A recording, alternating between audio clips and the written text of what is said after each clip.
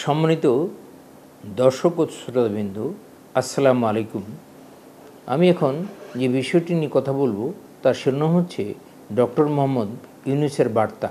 অন্তর্বর্তীকালীন সরকারের নির্বাচিত প্রধান উপদেষ্টা নোবেলজয়ী প্রফেসর ডক্টর মোহাম্মদ ইউনূস দেশবাসীর উদ্দেশ্যে এক বার্তায় বলেছেন, আমরা নতুন বিজয়ের সর্বোত্তম সদ্ব্যবহার নিশ্চিত করব।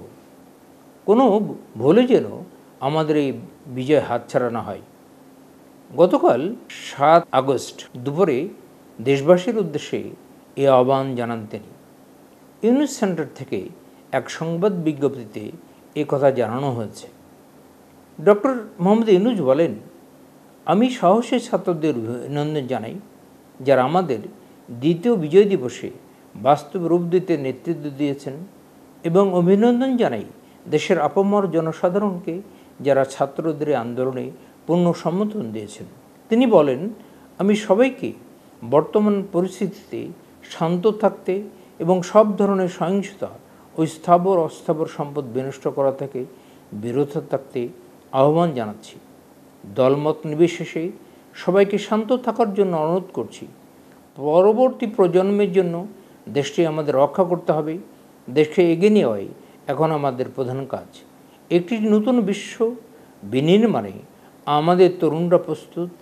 অকারণে সহিংসতা করে এই সুযোগটা কোনোভাবেই আমরা হারাতে পারি না। ডক্টর ইউনূস আরও বলেন, সহিংসতা আমাদের সবার শত্রু। অনুগ্রহ করে সবাই শান্ত থাকুন এবং দেশ পুনর্গঠনে এগিয়ে আসুন।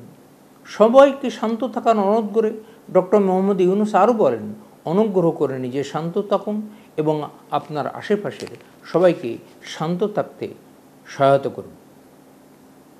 সম্মানিত দর্শকবৃন্দ, বাংলাদেশ কোটা সংস্কার আন্দোলনকে কেন্দ্র করে তীব্র চাপের মুখে প্রধানমন্ত্রীর পদ থেকে পদত্যাগ করতে বাধ্য হন শেখ হাসিনা। সোমবার দুপুরে পদত্যাগ করে দেশ ছেড়ে ভারতে পালিয়ে যান তিনি। তার সাথে ছোট বোন শেখ রেহানাও দেশ ত্যাগ করেন। এরপরই মন্ত্রিসভা বিলুপ্ত হয় এবং মহামান্য প্রেসিডেন্ট ইতিমধ্যেই দেশের জাতীয় সংসদ বিলুপ্ত ঘোষণা করেন। এদিকে আন্তর্জাতিক বিভিন্ন সংবাদ মাধ্যমে ডক্টর মোহাম্মদ ইউনূসের সাক্ষাৎকার নিচ্ছে। ভারতীয় গণমাধ্যম এনডিটিভির সাথেও বাংলাদেশের বর্তমান পরিস্থিতি নিয়ে কথা বলেছেন ডক্টর মোহাম্মদ ইউনূস। ডক্টর ইউনূসকে প্রশ্ন করা হয়, বাংলাদেশে এখন সবচেয়ে বড় সমস্যা আইন শৃঙ্খলা, আপনি কী ভাবছেন? তিনি বলেন, অবশ্যই আইন শৃঙ্খলা একটি গুরুত্বপূর্ণ ইস্যু। এটা তো কিছুটা ভেঙে পড়েছেই। এখন আমাদের একটা উদযাপনের সময় চলছে। লাখ লাখ মানুষ রাস্তায় নেমে এসেছে, সবাই স্বাধীনতা উদযাপন করছে। শেষ পর্যন্ত আমরা সব রকম ঝামেলা থেকে মুক্তি পেয়েছি, আমরা এটা উপভোগ করছি। আমরা নতুন যুগের সূচনা হয়েছে।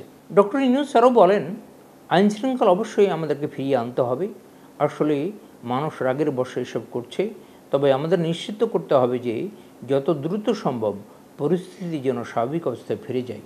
ডক্টর ইউনূসকে সাংবাদিকরা আরও প্রশ্ন করেন, বাংলাদেশের বর্তমান অস্থিতিশীলতা আশেপাশের দেশগুলোতেও প্রভাব ফেলতে পারে কিনা। তিনি এর জবাবে বলেন, অবশ্যই। ডক্টর ইউনূস বলেন, এই কথাটাই আমি গত কয়েকদিনের প্রতিটি ইন্টারভিউতে বলেছি। যদি বাংলাদেশ অস্থিতিশীল হয়ে পড়ে তবে এটি মিয়ানমার, 7 সিস্টার্স, পশ্চিমবঙ্গ সহ বাংলাদেশের চারদিকে ছড়িয়ে যাবে, সব জায়গায় ছড়িয়ে পড়বে। তিনি আরও বলেন, যদি বাংলাদেশ গণতান্ত্রিক ও শান্তিপূর্ণ না থাকে তবে আশেপাশের কেউই থাকতে পারবে না।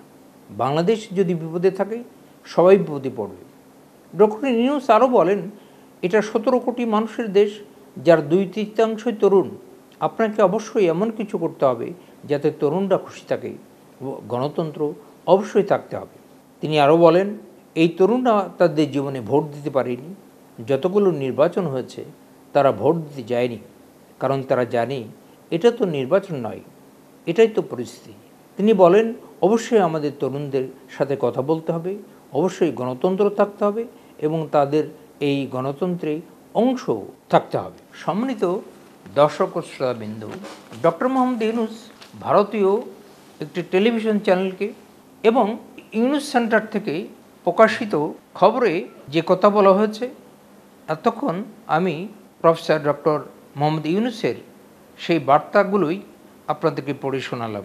আপনারা জানেন, তত্ত্বাবধায়ক সরকারের প্রধান হিসেবে ডক্টর মোহাম্মদ ইউনূসকে বৈষম্য বিরোধী ছাত্র আন্দোলনের সমন্বয়কারী, দেশের সেনাবাহিনী প্রধান, বাংলাদেশের মহামান্য প্রেসিডেন্ট সবাই মিলেই প্রফেসর ডক্টর ইউনূসকে নির্বাচিত করেছেন। এবং আজকে প্রফেসর ডক্টর ইউনূস বাংলাদেশের মাটিতে পা দিয়েছেন। আমি সোশ্যাল মিডিয়াগুলোতে এবং বিভিন্ন গণমাধ্যমে দেখলাম, বিমানবন্দরে পৌঁছার পরেই তিনি সাংবাদিকদের অনেকগুলো প্রশ্নের উত্তর দিয়েছেন এবং যে বার্তাগুলো বাংলাদেশের মানুষের উদ্দেশ্যে দিয়েছেন সবগুলো এখানে আপনাদেরকে বলতে গেলে এই আমার বক্তব্যটির কলেবর অনেক বেড়ে যাবে। তাই আমি ডক্টর মোহাম্মদ ইউনূসের বার্তাগুলো সংক্ষেপে আপনাদের কাছে তুলে ধরলাম। তো আজকে এ পর্যন্তই। আপনারা সবাই ভালো থাকুন, সুস্থ থাকুন। আল্লাহ হাফেজ।